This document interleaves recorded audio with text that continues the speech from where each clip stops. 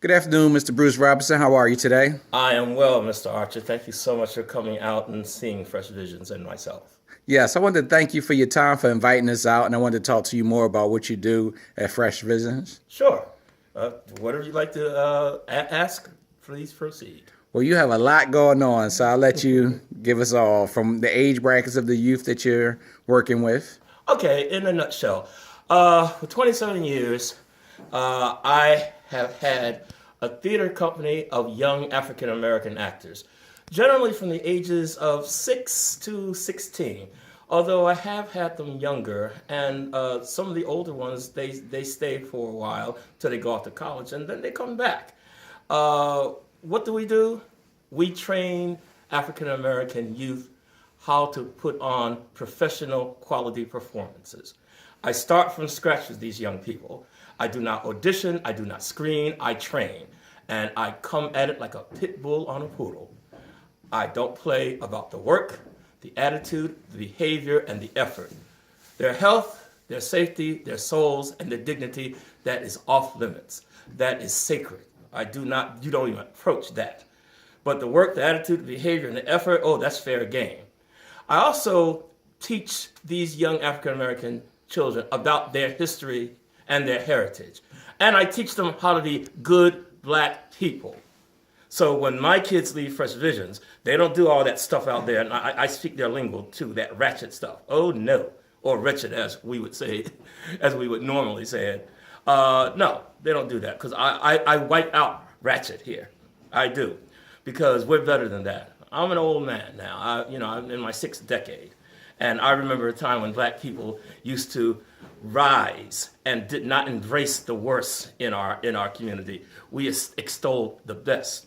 And that's what we do at Fresh Visions. We use theater to help make these young African American boys and girls, especially the boys, because they're going to be our young black men who need to lead our community once again.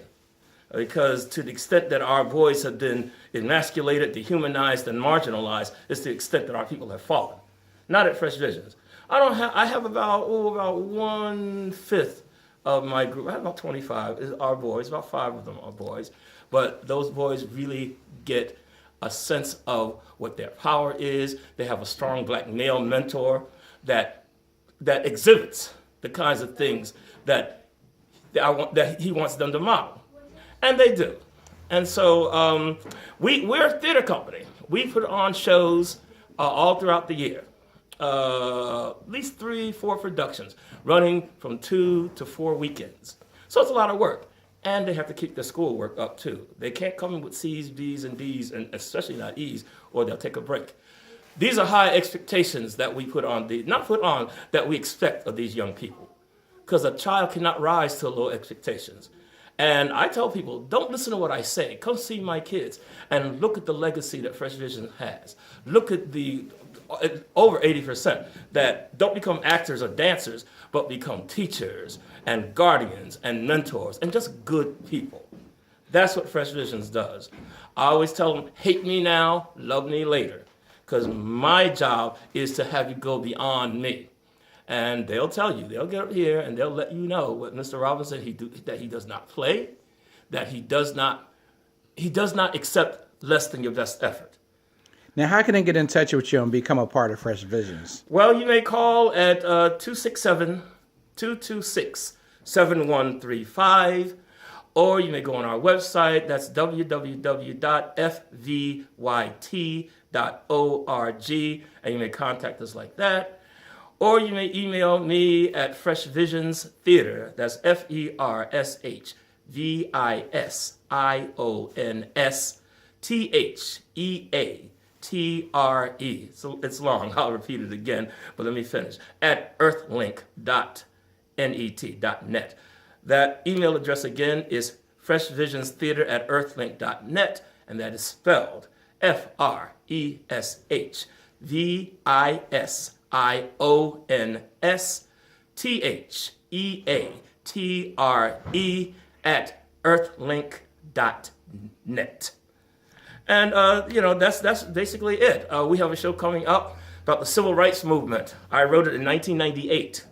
And this will be our 18th year, I think it is, that we're doing it. This show has gotten so much attention since we first started doing it. I wrote it to teach the then young black kids who are now in their 20s and 30s what the civil rights movement really did, what it was. Because a lot of them just thought Martin Luther King, Rosa Parks, that's about it. No, I wanted them to know about the unsung heroes, the people, the everyday people, along with the giants. And we performed that, well, let's just say we last performed at Washington, D.C. for the Washington, D.C. Black Theater Festival. The chairman of the board came to see us right here at this theater. I had no idea she was going to come, was coming, I should say. And she had heard about the play and how amazing it was with these kids, these non-professional kids in the sense that they haven't had professional work, but their work ethic and their skills are professional quality on this stage. She was so amazed that at the end of the show, she asked if she could come up and talk to the audience. I said, sure. Her name was Nana Malaya. And as I say, she's the chairman of the board of the DC Black Theater Festival.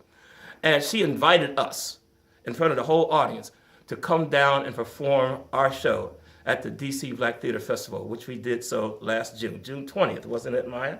Yes. It was June 20th. Standing ovation. We brought our own audience of like about 100 people. The theater was just about sold out because the other people that had heard about us in DC, they barely got in. It's a quality show, and these kids, they did it. They came there. We had a half hour to rehearse on the stage, and we had to go up and then be out.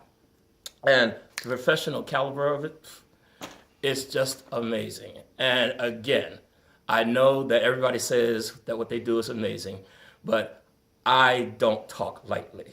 I don't use hyperbole, because actually I try to scare people away, parents and guardians away when they come in to put their kids in. I tell them all about me, and I let them know I'm trying to scare you away. And as we wrapping up, let them know the age brackets of children you starting from and to. Well, as I said, it's usually it's 6 to like 16. I have had older, as long as they're comfortable working with younger kids, and I have had younger.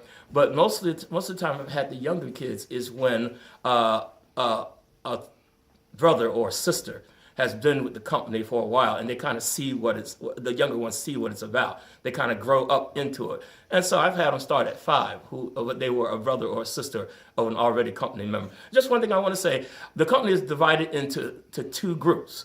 One is what we call our youth troupe. They're learning the foundations, they're learning the basics. Doesn't matter how old they are, though. It matters how skilled they are. So I've had youth troupe who are like 14, 15, because the main company is our second component.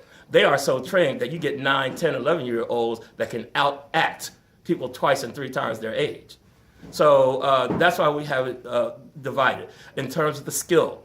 And the skill, it takes time. As I tell them, you don't get excellence by wishing, dreaming, and hoping. You got to put the pedal to the metal. You got to work hard. Hard work makes it easy. Definitely. And I'd like to thank you for the interview. It's my pleasure. And I'll be glad to send people your way. Thank you so much, Mr. Archer. Thank you for your time. Pleasure.